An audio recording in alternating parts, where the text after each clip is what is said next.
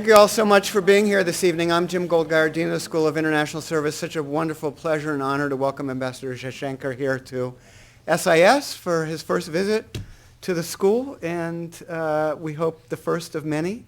We were so delighted to host his predecessor, Ambassador Rao, a number of times here at SIS, and including some other events on campus. So we hope we'll be able to repeat that.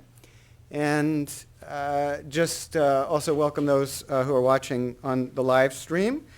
We're very excited about a lot of the developments that we've had in our programs on South Asia and the number of students that we have from South Asia at American University. We currently have 43 students from India and 18 from Pakistan and 20 from elsewhere in South Asia. So we're really pleased to be able to have students from the region, and we have a very active South Asian Students Association that does a number of cultural events as well as hosting a large dinner during the year. I'm also quite thrilled that since becoming dean here in August of 2011, we've brought 3 tenure-track faculty members to the school who work on India. Adam Auerbach, who's here, Malini Ranganathan, who teaches courses on environmental policy, and then Stephen Tankel, who's currently on leave in the South Asia Bureau at the Pentagon. So really delighted about adding those individuals, and always grateful for the presence of Surjit Mansingh, who teaches here for us, and Meena Singh, who teaches every fall for us as a term faculty member. We're really delighted to have them here, and thank them very much for their efforts in helping us put this event together. We're very grateful for that, and also grateful to the embassy, which hosts our students from our Contemporary India class every year, and this morning hosted 25 students from SIS at the embassy for a briefing. So we're very pleased, and I believe they're here. Yes, raise your hands. Want to see you're here. Excellent. All right. Told Professor Singh we would make sure we found out if you came here this evening, so I'm glad you're here. So Dr. Jaishankar became Ambassador of India to the United States in December of 2013. He comes here to Washington after more than 3 decades of diplomatic service for his country, a number of appointments in incredibly interesting places. We were just talking about his series of appointments in the former communist bloc, given this past weekend's celebration of the 25th anniversary of the fall of the Berlin Wall. He served in Moscow from 1979 to 1981, and then he also served later in Budapest and the Czech Republic. In addition, in the early 80s, he served as Undersecretary and Policy Planning in the Ministry of External Affairs, was first secretary here at the embassy in Washington, and then 2 years as first secretary and political advisor to the Indian peacekeeping force in Sri Lanka. And in addition to his service in Budapest and in the Czech Republic, was in Tokyo as deputy chief of mission, and then after going back to India, and then as High Commissioner to Singapore, was before coming here the Ambassador of India to the People's Republic of China. So an incredible career in the Indian diplomatic service, and we're thrilled to have you here in Washington and to have you here at SIS this evening. And so he's going to deliver a few remarks, and then he and I are going to move to the stage where we'll start a Q&A, and then we'll get some questions from the audience. So please think about your questions, and please join the conversation on Twitter with the hashtag SIS event. Ambassador Jaishankar, it's so wonderful to have you here. Thank you.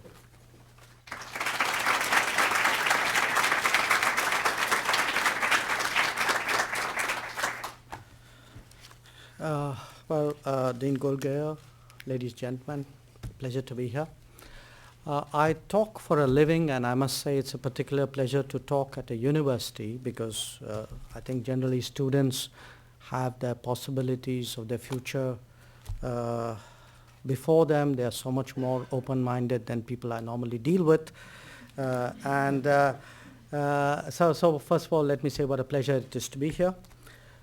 My business, of course, is best practiced by optimists, and it's precisely this exploration of new options and possibilities that really keeps us all going, keeps you as students going, keeps me as a diplomat going. So I'm really looking forward today to this talk, to the conversation that we're going to have, and hopefully to a very energetic question and answer session. Now, every generation of policymakers in Washington address a different set of opportunities and challenges.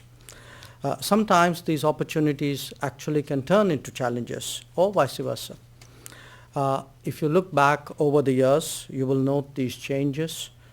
In Europe, for example, over much of American history, where Russia is concerned, before, during, and after the Second World War, where Japan, in the early 1900s, then a change in the 1930s and 40s, and then, of course, a change again in the 50s, 60s thereafter.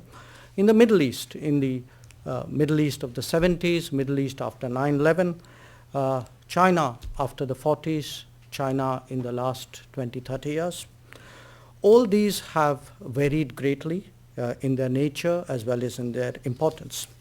Now today, I would ask you to focus on a country that till now has not loomed particularly large in American thinking. That country is India. It is a nation that, unlike the countries and regions that I've mentioned, has never been in conflict with the United States, though we may have had our differences from time to time. For a variety of reasons, India is likely to become very much more important to American plans and strategy. That is, however, not inevitable, and policy choices that are currently being made could still determine outcomes. But I would assert with a high degree of confidence that India will become central to the United States for a number of reasons. Let me begin with India's economic weight in US business calculations. This will undoubtedly increase even in the short term. India appears to be already recovering its lost economic momentum through a series of vigorous policy and process initiatives. This comes at a time when global economic recovery is still uncertain, and the performance of emerging markets remain very patchy. Bear in mind that India is the one large economy that still has the potential to hit double-digit growth. The country is seeking to modernize and globalize at the same time. Reforms underway relate partly to governance, but equally to a larger societal transformation. Insofar as the economy is concerned, a key objective is to make it easier to do business in India. That applies as much to domestic business as it does to foreign investors. The pathway to India's transformation into a modern industrial society involves the trinity of infrastructure, manufacturing, and skills development.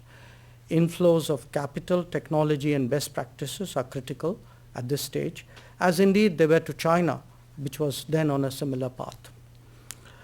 The United States is a crucial partner in that regard, and there can be little doubt that many collaborations involving individuals, corporations, and even local and state governments in the United States could hasten the process of change in India. Interestingly, the outcomes of Prime Minister Modi's recent discussions with President Obama envisage an American contribution to India's transformation of a kind that we have not seen for many years. The progress of India in that sense will reflect the success of the India-US partnership. It would unquestionably leave American interests in a far better position than they are today. A more prosperous and dynamic India is not just an option for American investors. It is also a strategic benefit for the United States. A second proposition relates to the role of India's human capital to sustaining American innovation and technological leadership. I suspect that this is one intuitively easier to comprehend, since there are already signs of this kind of cooperation all around you. Indian and Indian American students, entrepreneurs, and knowledge workers are busy creating opportunities and jobs and driving innovation in both countries. They reflect the cultural comfort level of our two societies, And we are increasingly seeing this cooperation have an effect on India's economy and on its society. Growing prosperity and rising incomes are improving India's human development indices, making it more important to global services. However, all of that could be accelerated through a range of programs and campaigns that are underway today in India. These highlight public health and sanitation, gender concerns, and financial empowerment.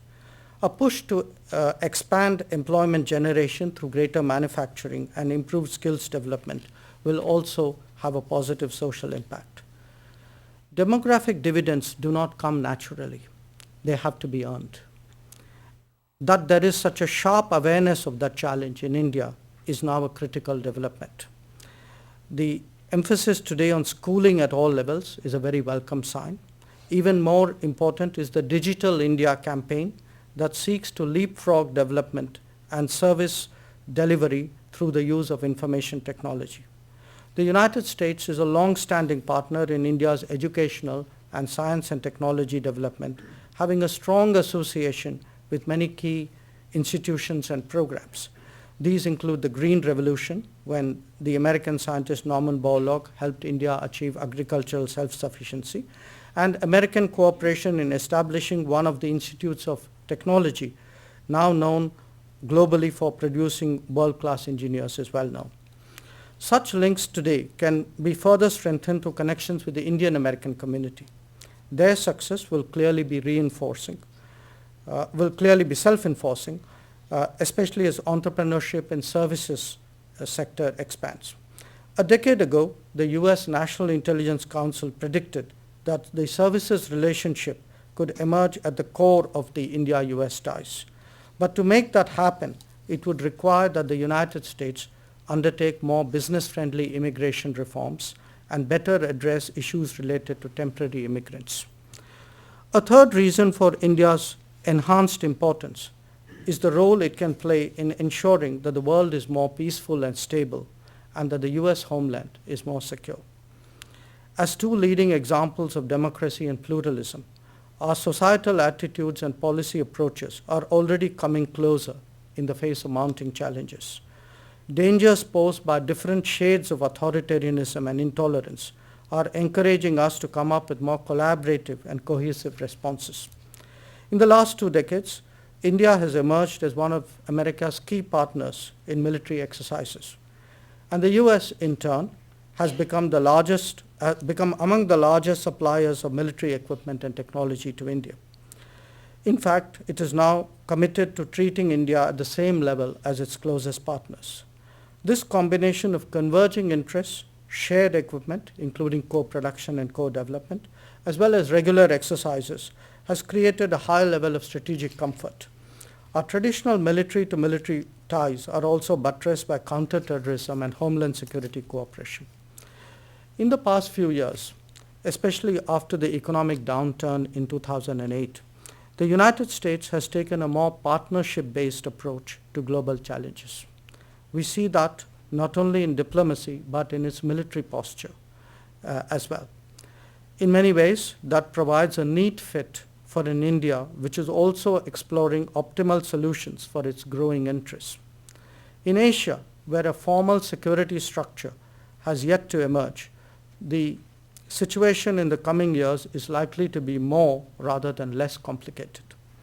This is still a region where territorial disputes and competing maritime claims are alive. Clearly, the US and India have both a joint interest and a responsibility to facilitate the emergence of a more stable Asia.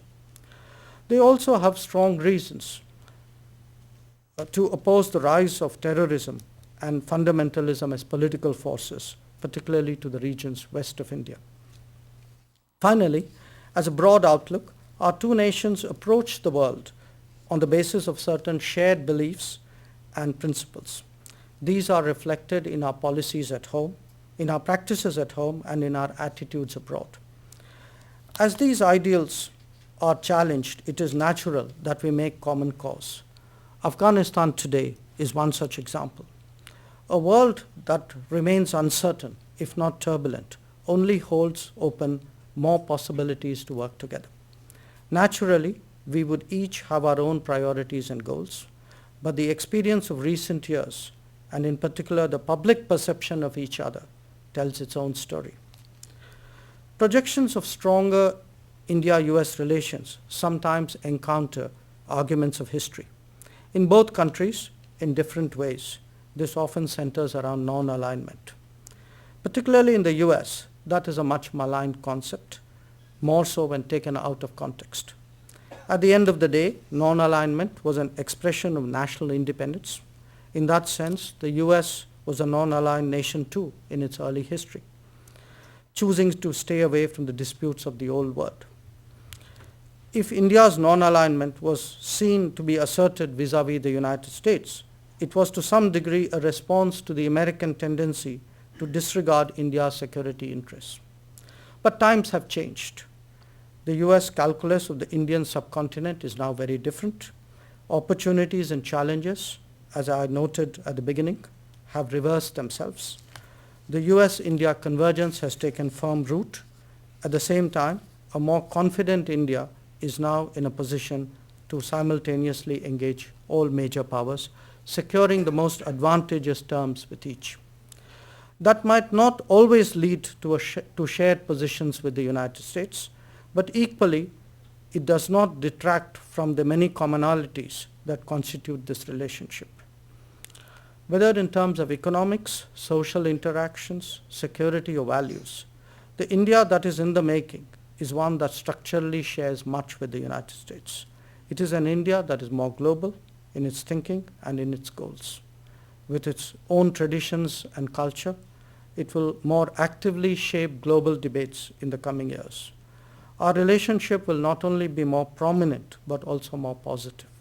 After all, when beliefs and interests are so intertwined, why would we not take the most hopeful view of our future? Thank you.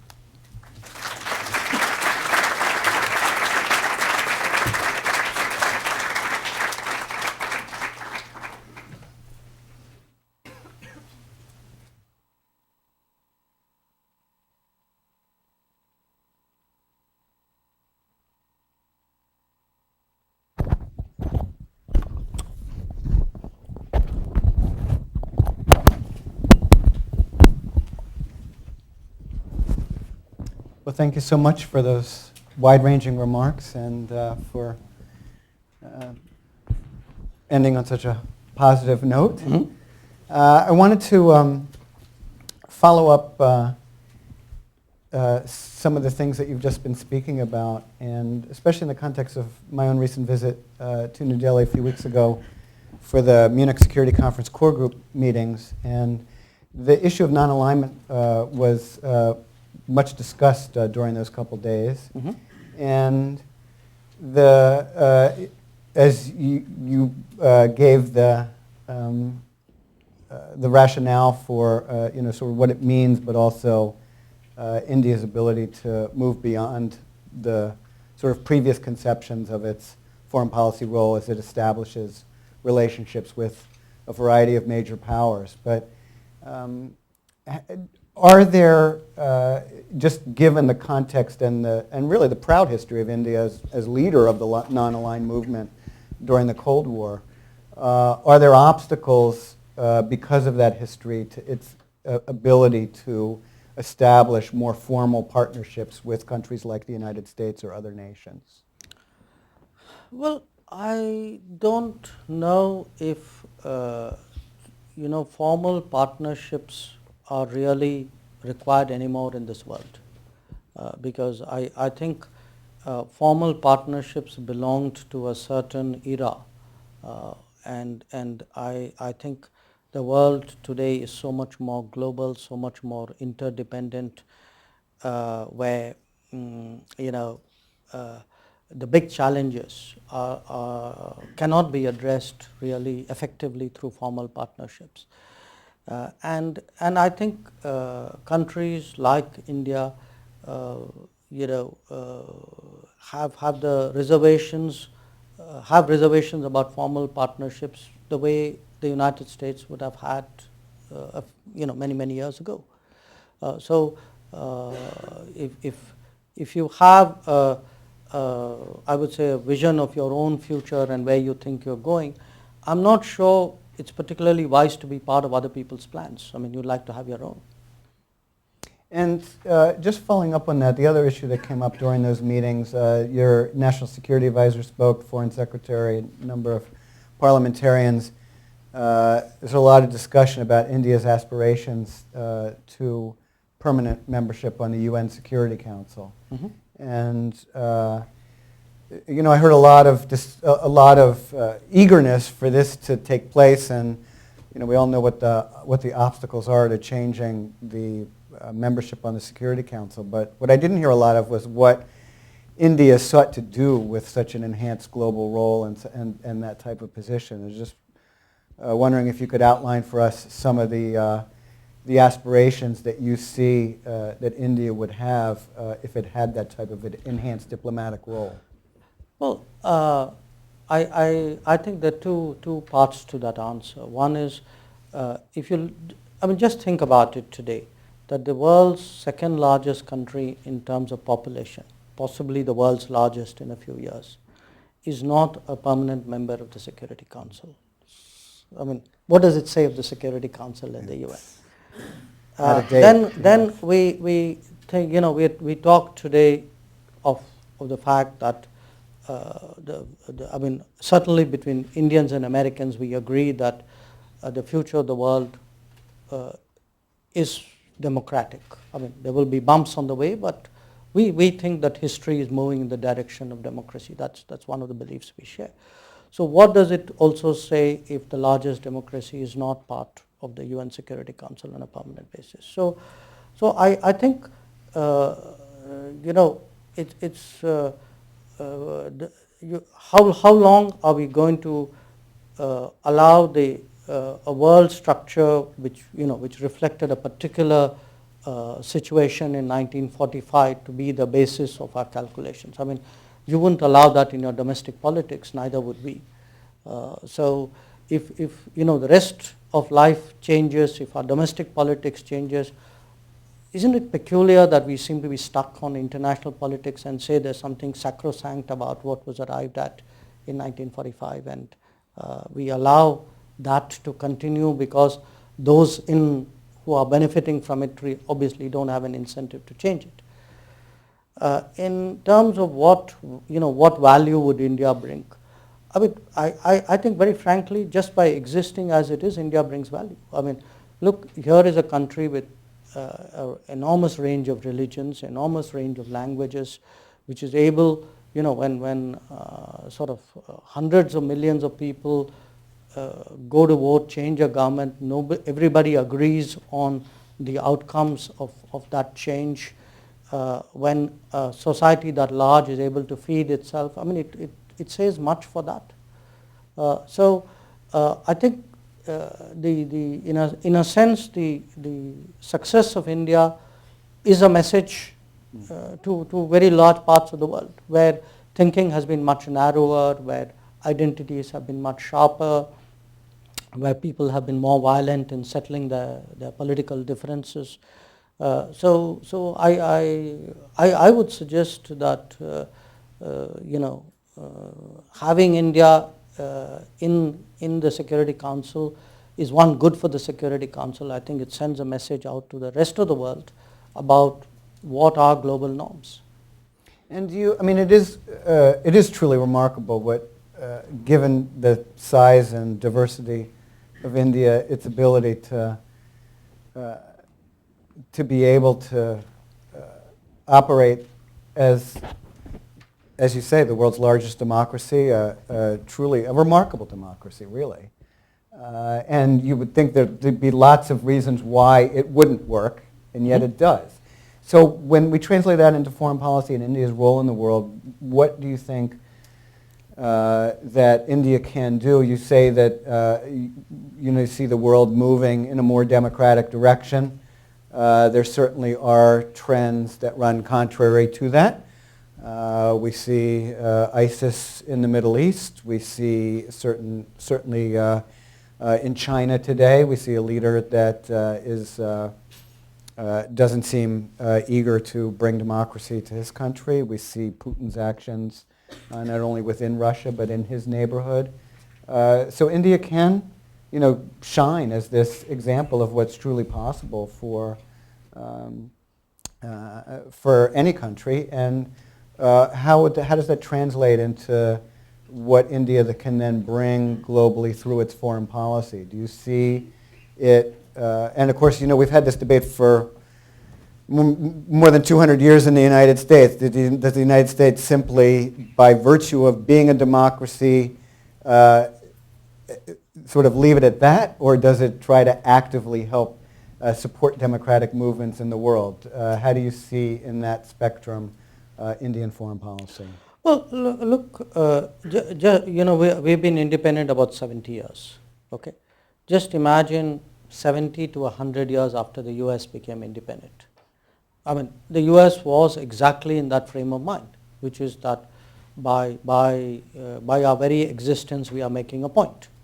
So if there's any country in the world which would sympathize with our thought process, it should be the US. But I don't disagree with you. I think as we grow, as political systems mature in India, as there's more growth, as we look around us, clearly there are contributions we have to make to the world. And I think in many ways we are doing that. I mean, I mentioned, for example, Afghanistan as a case to point. I mean, we have been, if not among the largest aid donors to Afghanistan, we have certainly been among the most effective aid donors to Afghanistan. I think we are one country which has aid projects in every Afghan province. These have continued in the last 12 years in face of all the difficulties which you have in Afghanistan. And we have come in very important areas, schools, health centers, setting up television, getting women to be educated, bringing electricity to Kabul, building roads in Afghanistan. So the whole social, economic sector, we've really done a lot. Now, there are other parts of the world where we could say the same. In our own neighborhood, Nepal, Bhutan are countries where we've really sort of stepped forward and helped out. And to some extent now we've started to do that in Africa as well. There are initiatives which we do ourselves, but there are initiatives where we work with the US as well, initiatives which cover health, initiatives which cover agriculture. So if you ask me, 10, 20 years from now, would India be doing more visibly in the rest of the world? I'm pretty confident, yes. Good. That's great to hear.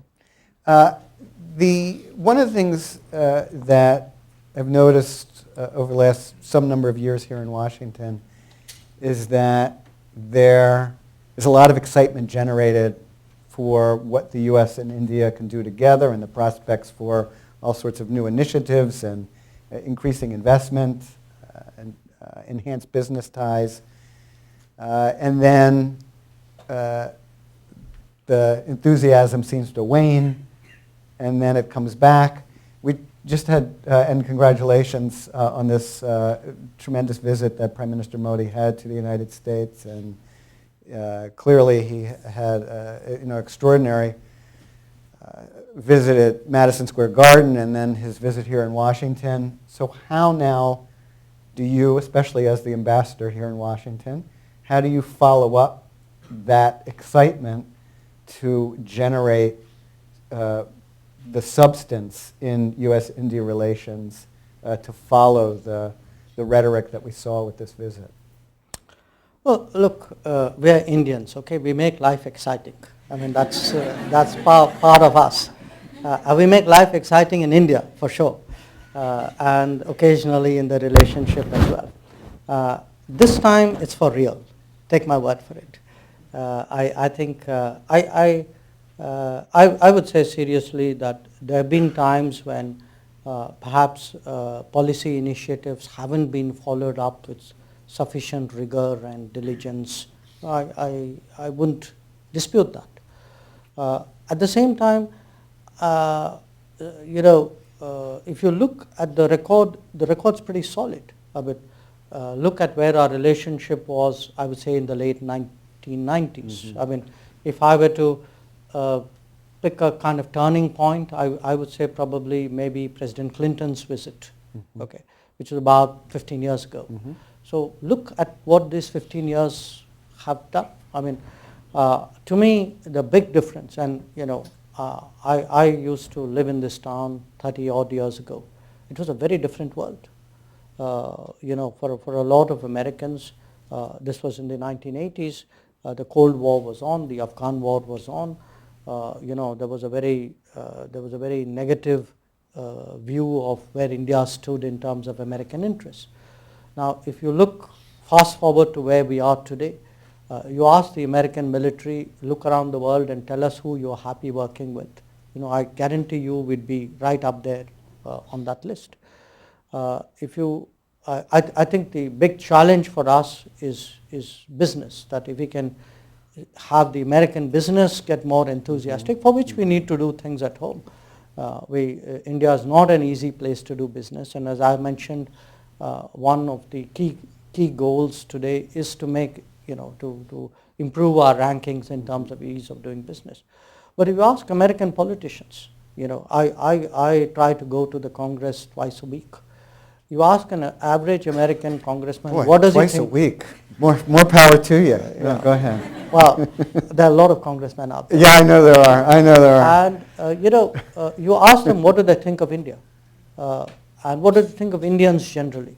I think across the board you get a very, very positive picture of India. Partly because the members of Congress have a very positive picture of Indian Americans, and they sort of transpose that picture onto India. So I think today, yes, there is excitement, sometimes there's over-excitement, some things work, some things don't work, but on the whole, I think we have a good story to tell. We could get a better story, no question. Yeah, I just want to follow up before we turn it over on the Capitol Hill part, because there is an India caucus, and I haven't paid attention recently to the developments in terms of whether that's sort of how things are going with respect to the India caucus. Certainly, Senator Warner's re-election is presumably a good thing for the caucus, given his role and his interest on India issues. But just curious, sort of how that has developed. Well, we have the biggest congressional caucuses. We have the biggest House caucus, and we have, I think, the only Senate caucus. But a very good example was the event you spoke about, when Prime Minister Modi spoke at the Madison Square Garden. There were 37 or 38 members of Congress who in an election year on a Sunday had come there basically to send a message that they valued that relationship. Now, I can't think of many other foreign leaders who could have attracted that kind of support. To me, that's a very telling testimony of the strength of our relationship today. I think, look, we have political comfort today. We have a very sound military relationship. I think we have very strong homeland security cooperation. I think we have reasonable business which we could get much stronger. We have a very tight connect on the societal side, on this 3 million plus Indian Americans and another 1.5 million Indians who live in this country. So these are very strong bonds, and I think if you put it all together, if you, as an American, look out at the world, tell me the good news and the not so good news you see there.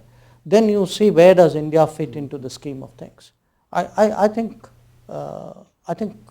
sitting in Washington, India looks a pretty good place. Great. Well, I always say about these Dean's discussion, it's Dean starts the discussion but doesn't hog the discussion. So I want to turn it over to you.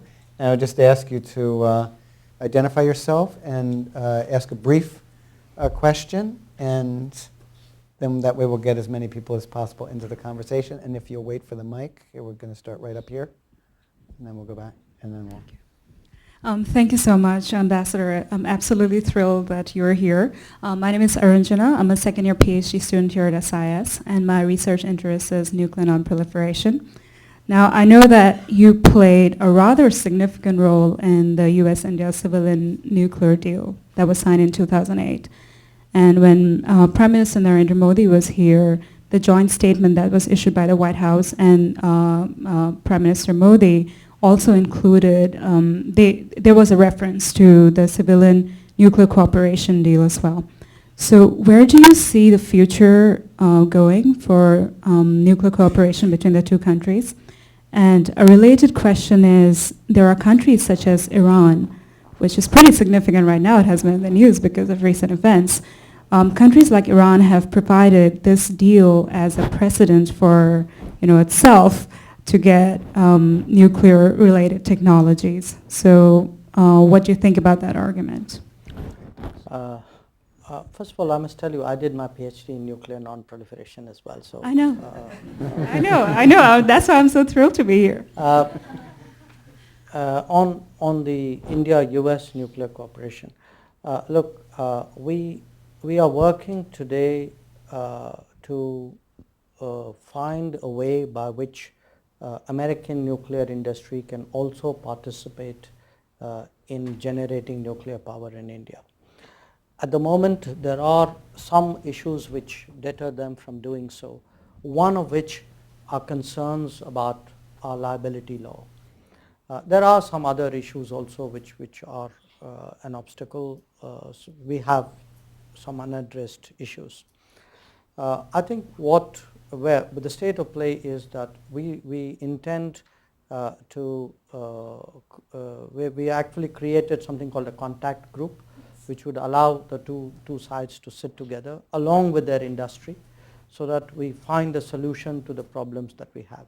We are very determined that the original intent of that nuclear initiative, which is to have global nuclear industry contribute to the growth of nuclear power in India, should materialize, and that to our mind includes American nuclear industry, because the US played such a critical role in making that initiative happen. Insofar as the Iran issue is concerned, I would suggest to you that there is really no comparison between India and Iran. I mean, what Iran wants to do or not do is for Iran to decide. But where India is concerned, our challenge was different. Our challenge was that India never signed the Nuclear Non-Proliferation Treaty. So the challenge was, how do you sort of fold into the nuclear cooperation ambit a country which had never committed to all the rules which the rest of the world had. In the case of Iran, Iran has signed the Nuclear Non-Proliferation Treaty. So I think to cite India as an example or a precedent, to my mind, wouldn't be accurate or justified. Thank you. And there was somebody right here. Thank you, Mr. Ambassador. So my question is basically that... And could you introduce yourself? Yeah. Sorry, my name is Ayush Garg, and I'm an international student at SIS. I'm a sophomore, and I'm from New Delhi, India. So during your introduction, you mentioned educational reforms, but recently, since the Prime Minister took position, there's been a radicalization of the school curriculum and possibly the college curriculum in India, in which a religious doctrine, especially in the state of Gujarat, which is the Prime Minister's former state, has been indoctrinated as the state doctrine for school syllabus. So how does the Indian government explain this move, which will surely create a disturbance in the social fabric of the country? I think you're reading the wrong newspapers. I think I'm reading the right ones, because I have... Hear me out. Look, there are these debates going on in India. There are reports, and frankly, that is what makes India India. I mean, there is a diversity of views on this. But I think when it comes to school curriculum or university curriculums, there is a process of vetting and diligence, and if you read a newspaper, you would think that someone has made a proposal, and tomorrow morning that's how the textbooks are going to be. That's not the reality of India. Take a look at the textbook, take a look at what universities are teaching. I would suggest to you a lot of these reports are very alarmistic. Thank you. We'll go over. Do we have anybody over here? We've got one here, and then there was a couple over here. All right, we'll go here first, and then we'll get you two guys. Three. There, okay. Thank you, Ambassador. My name is Ryan Yora. I graduated from the School of International Service this past May, and I'm working for Deloitte Consulting. I have a question about, you talked about how India is preparing for the future in the global stage, but I was wondering how specifically it's working to do that. India has a surprisingly low number of entrants into its foreign service each year, and I was wondering how it plans to reconcile that with taking a larger role in the global field. Well, if you are asking me, should the Indian Foreign Service be larger, believe, you won't find me disagreeing on that point. But I think what has happened in the last few years is that people recognize that as a problem. And there are moves to grow the diplomatic service. But there's been some writing on this subject, and I think there's some misconceptions as well.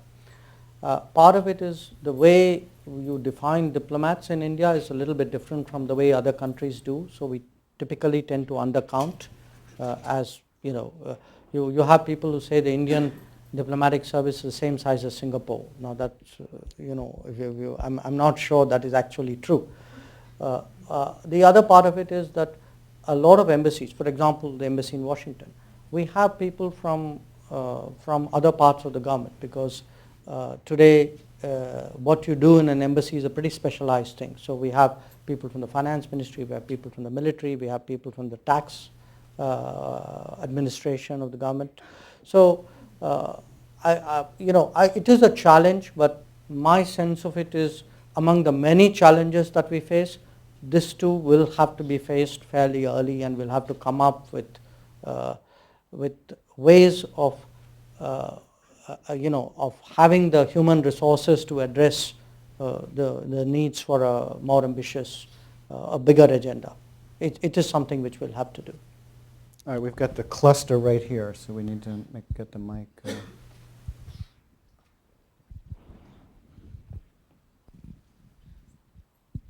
Angel Sharma. I'm a master's candidate in global governance, politics, and security.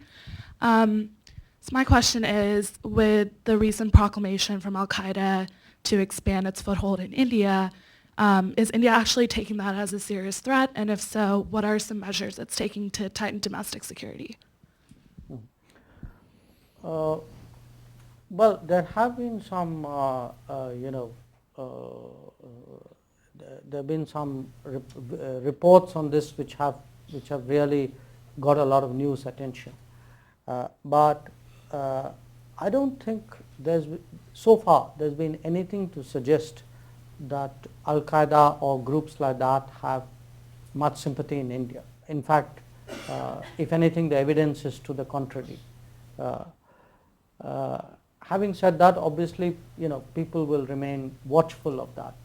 And when you look at places like Iraq, you're very watchful of the possibility of people going there to join the fighting. But I think on the whole right now there's a reasonable confidence that the Indian population rejects the kind of thinking that Al-Qaeda represents.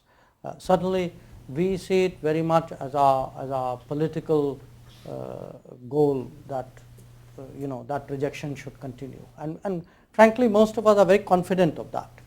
I think again part of the benefits of having a debating society at home, argumentative society, is that if people work out their differences and then don't go in the sort of direction which Al-Qaeda would like you to go. So yes, you would have these kinds of announcements and attention-getting developments, but so far there's nothing to validate that. Hi, I'm Dan Fitzgerald. I'm a first-year student in SIS. You touched on the concept that India wishes to increase business with America and assert its more presence in the global economy.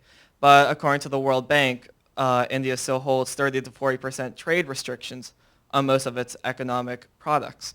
Now, do you believe that India should reduce more of its trade restrictions and get more involved in the globalized economy to further increase relations with other nations and with America? Well, that's been happening over the years. I mean, if you take last 20 years, definitely India's foreign trade has grown. India's investments, both inward, outward, have grown. Restrictions, tariff levels have come down. Trade and investment conditions have been more liberal. So if you look at the direction it's moving, there's no question it's moving in a more liberal direction. Now, there would be areas still where there is a degree of both protection and I would say that there would be policy discouragement. But bear in mind that it is, if you're a developing economy, you need to be very judicious in how you open yourself up to the world trading system. I mean, free trade is a wonderful concept, but it works obviously like any system for the stronger party. So I think that judgment is a very important judgment, and I'm not sure someone who doesn't have that responsibility is in a good position to make that judgment. My best sense of the direction we are heading is that we would continue to head in the liberal direction. My name is Eamon Martin. I'm a first-year student here at SIS, and my question is there room for continued and possibly expanded security cooperation between the United States and India? And if so, where do these opportunities lie, and how important are they in moving forward in the 21st century? Yes, I think there are opportunities because, first of all, as I explained in my remarks, the US today is looking to work more with other militaries. Okay, so when you look to work with other militaries, you naturally tend to focus on those militaries where your interests are harmonized, where it's easier. There is a sort of a military cooperation culture and history. It's easy to work with these guys. And I think that's now the case with India. So if you ask the US military, with whom would you like to work? I mean, as I said, we'd rank high there. The kind of situations that we're looking at, well, I can remember one a decade ago. I was at that time dealing with the US, where our navies worked very closely in the face of a big tsunami in the Indian Ocean. Now, that's one example, but you could have others. I mean, I spoke about Afghanistan. Afghanistan is less our militaries working together. It is really the US has done a lot of work on the security side. India has come in a kind of complementary role on the reconstruction, economic, social side. But there is certainly a desire and an interest on the part of the two governments and the two militaries to have that contact, that familiarity, that regularity of working together, so that if a contingency arises, they can. Which is why actually we do exercises so regularly. I mean, I think we would be among the major exercise partners of the US today. Hi, I'm Hope Dunstan-Holm. I'm a freshman and a double major with public health and SIS. You said previously that U.S.-American relations are key as India progresses, and you mentioned that especially in technology, business, education, and military advancements. With this close relation between the U.S. and India, how does India make a distinction between the modernization and westernization occurring within the country, especially for its cultural autonomy? I think the difference is there. I don't mean it facetiously. I think it's the way you think through things, and it expresses itself in different forms. I mean, you had, if you look at Asia, for example, and see how modernization has played out in Asia. It's played out in a very interesting form. You look at how Japan has modernized, Korea has modernized, China has modernized, Southeast Asia has modernized. Each one has been different, the balance has been different. Look at the way people dress, look at the way they eat, look at the way they organize themselves, look at how they speak. We've kind of each picked a particular facet of both modernization and westernization which has suited us. So you have very unusual combinations. I mean, you would look at, say, Indians have a facility or a history with English language, but yet a lot of Indians tend to adopt non-Western dress. Whereas in East Asia, there's much, there's greater reluctance or whatever in terms of speaking a foreign language. But if you look, at the appearance of people, it's certainly much more westernized. I think that combination of what is modern, what is Western, each society sort of comes to its conclusion. It's not uniform too. I mean, an urban area or a particular part of a big country can have a different view of it. But I mean, to me, this is one of the really fascinating indicators of how you comparatively assess different societies. And my own sense is that that India is a country which has very strong traditions, a very strong history, a very strong culture. In different ways, people are rooted in it. You actually have Indians who've left India, but who've carried those cultures and traditions with them. So even if you look at the Indian diaspora, the Indian diaspora has both, it's actually globalized, modernized and westernized, and yet has remained Indian in a very strong sense. So, I do think finding that balance is again something which our society will address. But I'm confident it would keep that sense of Indianness. So there was a question over there. Okay, we'll take those two and then we'll come back over here. Oh, I was looking at them. Okay, go ahead. My name is Nuboye. I'm recently ex-Air Force, and I was stationed in Germany, and I studied at American University in Cairo, studied Arabic. And my question is more dealing with India's relationship to Africa and Cuba.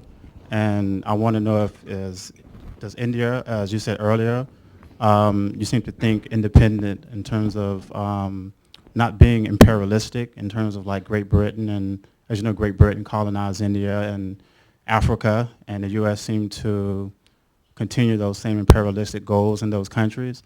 But it seemed like your demeanor, your approach seemed to be kind of what Steve Jobs said when he went to India, in terms of more spiritual, humanitarian type values. So I wonder, how do you, as coming from India, how do you balance maintaining that same culture tradition of being one with the world, and distinguish it from U.S. policy as far as being imperialistic and always kind of pushing their values on other people with drones or whatever? Because I'm a veteran that's against a lot of the imperialistic policies that the U.S. is doing, and a lot of students here are very unaware of some of the damage that Bush has done, and Obama is doing some of the same things. So. Okay, I will disregard your judgment of the United States. That's your judgment. But let me speak for my country. Look, I think there's when a country has been under foreign rule for many years and has had, it took us a number of decades to wage a struggle to get our independence back. What it does is it creates a very strong mindset, a mindset of great sympathy and a sort of sense of affinity for other people who want to be able to control their own future, run their own lives. So in the 50s and 60s, that is why India was so publicly and strongly associated with various independence movements, particularly in Africa. And a lot of that actually caused us problems with the Western world, which obviously was on the other side of that argument. I think even today, if we are very proud. For example, we may have limited resources in India, but we still run programs for students from other parts of the world, particularly Africa. We may have our own development challenges, but we do projects in other countries. So I think it's part of a certain international mindset, which is a product of our independence movement. Now, as you sort of become more successful or prosperous, you have to ask yourself, would that mindset survive? I mean, is it a solidarity which comes out of a struggle, and once the struggle is behind you, does that then sort of fade away? I don't think so. I think by now that's very much part of a sort of an Indian view of the world, an Indian view of the world which broadly has a sense of natural justice and fair play, and feels that everybody should have there should be a voice of a much more diverse decision-making process, a fairer representation of different voices.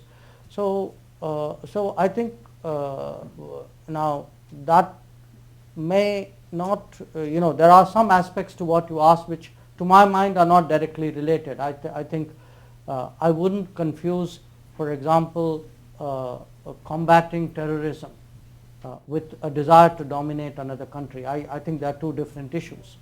But if you ask me, would we have that kind of instinctive sympathy and support for it, my answer would be a very strong yes.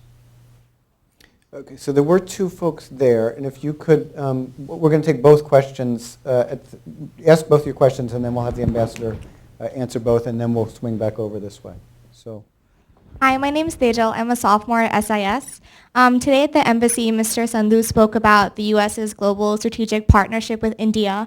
And I wanted to ask, despite this, what's the biggest challenge facing this positive partnership between U.S. and India, if any, and how would you best propose to overcome it? All right, so biggest challenge, and then there was one more over there. Okay. And my name is Liz West. I'm actually pursuing an MBA over at the Kogod School and Welcome. working. Thank you so much. Working for a nonprofit human rights organization, and I specifically support some of our work in India.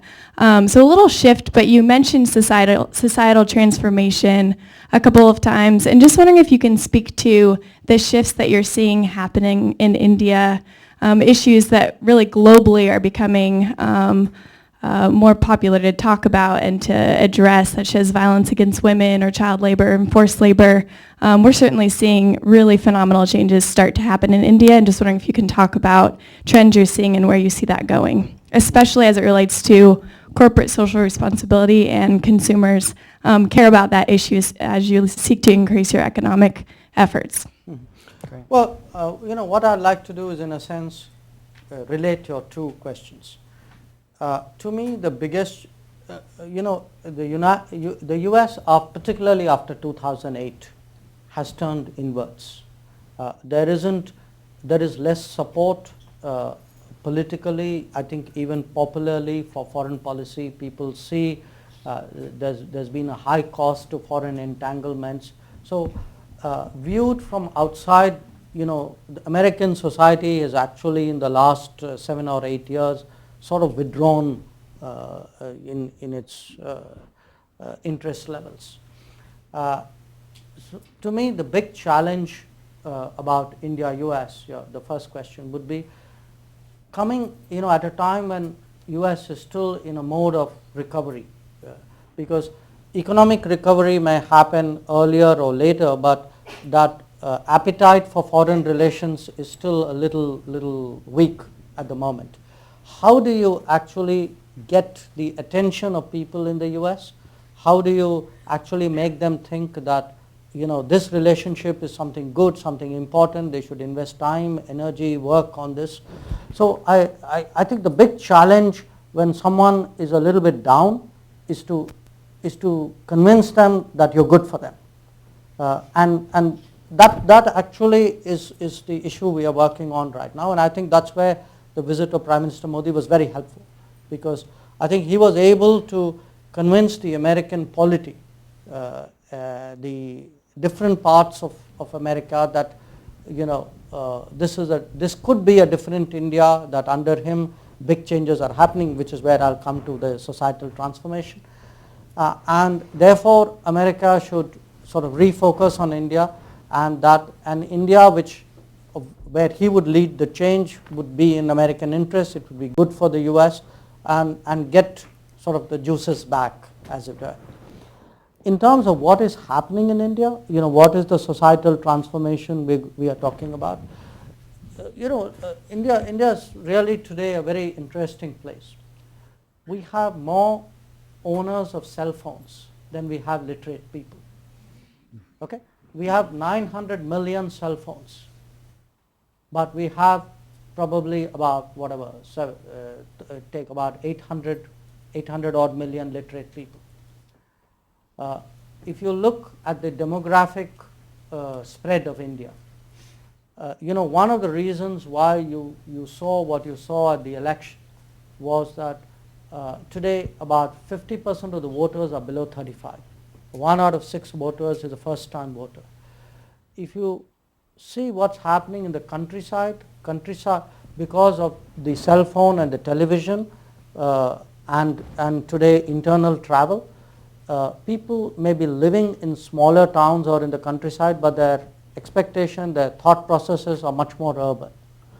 People in urban areas are actually looking at the world, and their thought processes are much more global. So what you have is this huge expectation pressure, a sort of bottom-up expectation pressure from India. Now you can do this the old way, the organic way, which is very incremental, or you can make people do it very differently. And I think today a lot of the effort to change India is a sort of a very disruptive way of changing society. Get people to think about things they didn't think about. Or in some cases try to leapfrog by, after all, cell phone itself is a great leapfrogging, because out of those 900 million people, cell phone owners, probably more than 100 million people had never used a landline before. So they moved from nothing to cell phone. So I think a combination of public awareness, I would say interesting applications of technology, which means it's got to become like a mass campaign in a way. So motivating people, driving people, you can actually change the dynamics of a society. And a lot of this would mean facing up to issues which might have been there, but either by habit or tradition or orthodoxy, people didn't used to do it. So to give you two very obvious examples which are big in India today, this whole issue of our gender problem.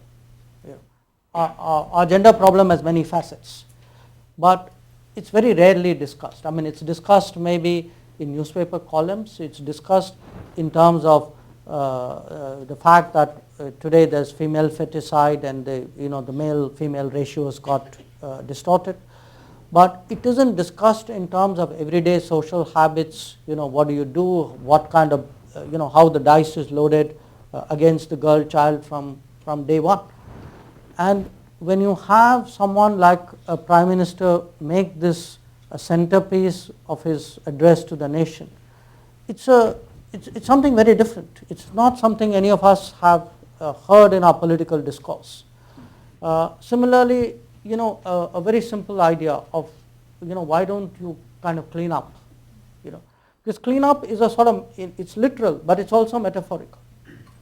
It's indicative of a willingness to sort of do things to really clean up the system, if you would. So I think if you have really higher growth, more resources, a very determined effort to improve employment, because I think if there's one thing which the present government is really pushing, it is to expand employment. If you can get employment numbers dramatically up, which by the way is very difficult to do, because which means you will have to modernize the infrastructure rapidly, you will have to encourage manufacturing, you will have to create, push skills development so that people are employable. I think if you can get employment up, employment creates its own sort of dynamic, and it's both social dynamic and economic dynamic. I think these are, the next decade will really see whether we are successful in this or not. But you certainly, if you were to go to India, you sort of tune into Indian debates, if you would. I don't think today the debates are, debates a few years ago would be how do we grow more rapidly. So it's more a quantitative debate. I think today the debate is much more transformational than it was, and the definition of what is progress has also widened.